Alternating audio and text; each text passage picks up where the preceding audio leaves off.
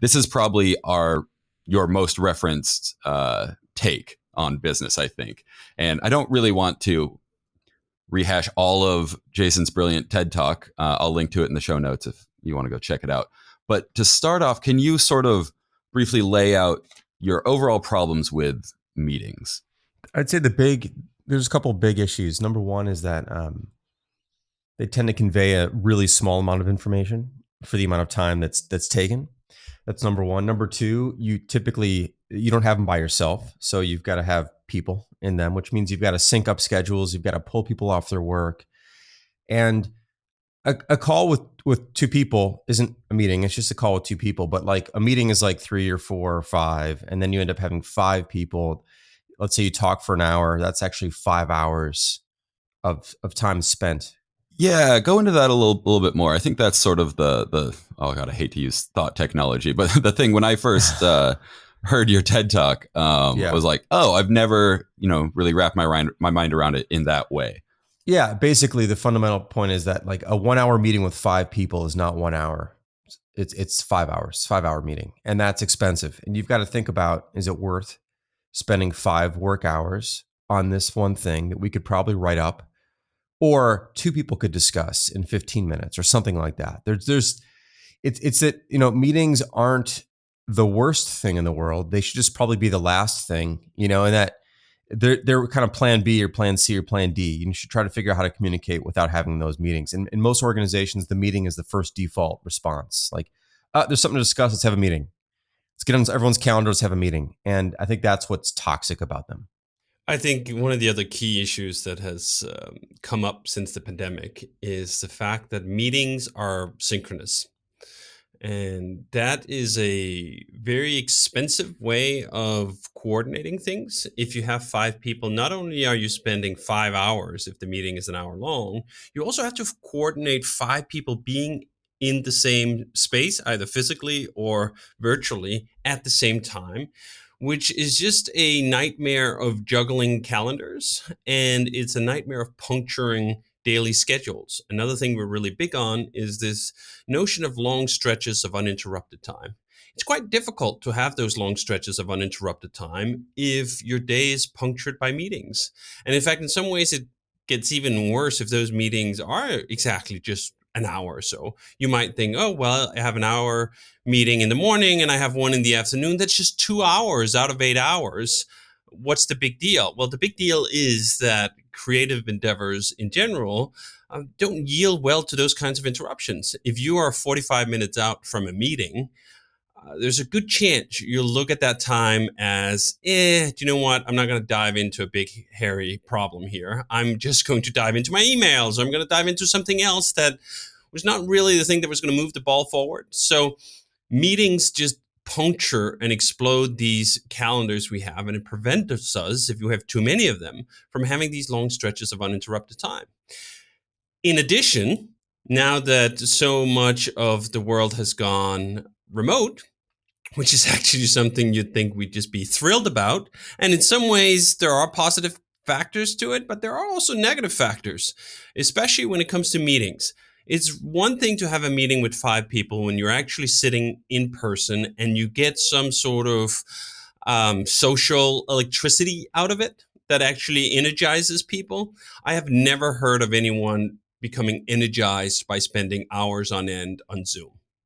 In fact, I've heard repeatedly exactly the opposite, that Zoom fatigue hits about 100% of the population. It is even more infectious than the disease that gave rise to all this in itself. And that's just a new form of tragedy, especially for companies that were used to doing a bunch of meetings, thought it was actually good. Maybe those companies were run by a bunch of extroverts who really like these things. And then they translated that meeting schedule into Zoom.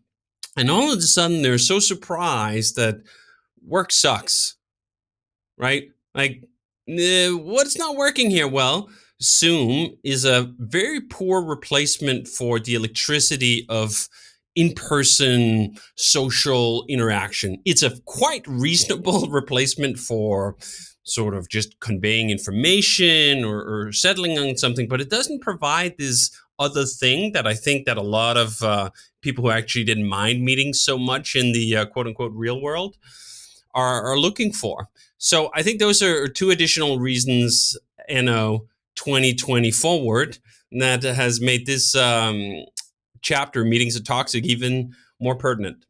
I think they're the same types of people too that are trying to recreate the in-person meeting on Zoom, that are forcing people to keep your camera on and, don't blur your background and try to, make it as meeting as possible, which I think is also very toxic.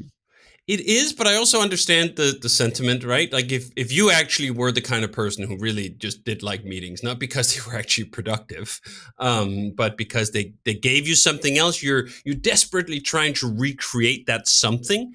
And the promise of online, the promise of something like Zoom or other video chat things is that it does just that. And it kind of looks like it does that. When you start doing it, it's sort of an insidious, almost silent killer when you've just been on a Zoom call for an hour and you go like, why is the lifeblood just getting sucked out of me at 10 times the pace that it would happen in an actual meeting? Like, what is going on? Like, it is this thing that looks like the real thing.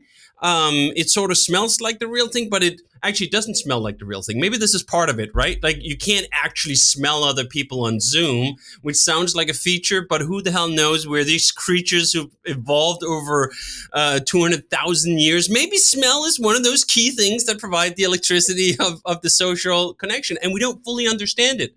But what we do understand is that Zoom fatigue is very real. It is a direct consequence of meeting culture. And you don't have to do remote that way.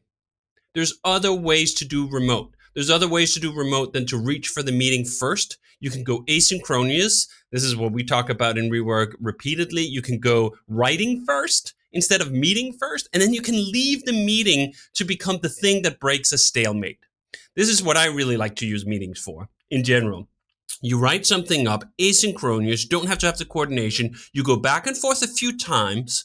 When you sense the temperature of that exchange heating up, or that we're not really getting to a conclusion, we're not getting closer to each other, we're getting further away from each other, that's the time where you just say, okay, enough. We're not gonna comment back and forth our way out of this one. Let's do a meeting. And in fact, we don't even call it a meeting. We call it a call, which is, whatever. But still, there is something a little bit different. And frankly, like, I've been using the phone more than video. I don't like video for talking to somebody. There's no need to do that, really. So like Brian, who's on product strategy, whenever we catch up on the phone. We almost never catch up on Zoom. Let's just talk. Like talking is different actually than meeting, where it's physical. You've got a camera on you. A lot of people don't even like just being on camera. So you get this camera staring at you. You got a green light staring at you. It's really uncomfortable. And people are looking at themselves all the time, which is something you kind of can't help doing. And then you get self-conscious. In a meeting, you can't see yourself. You can't see your head. You can't see your face. In a real meeting, physically. On Zoom, you're seeing yourself. And then you're on stage. I've never once cared how I look, in a conference room. Yeah. So it's just the whole thing's awkward and uncomfortable and unnecessary most of the time. So let me throw in a life hack here, a meeting hack, which is the one I've been running this entire quote unquote meeting or conversation, which we actually run over a video chat platform. I put another window in front of my Zoom window all the time. I turn Zoom calls into audio calls because I actually don't want to look at people like this. I think Jason is on to exactly the right thing here. Do you know what? I recall being perfectly fine having very long phone calls growing up.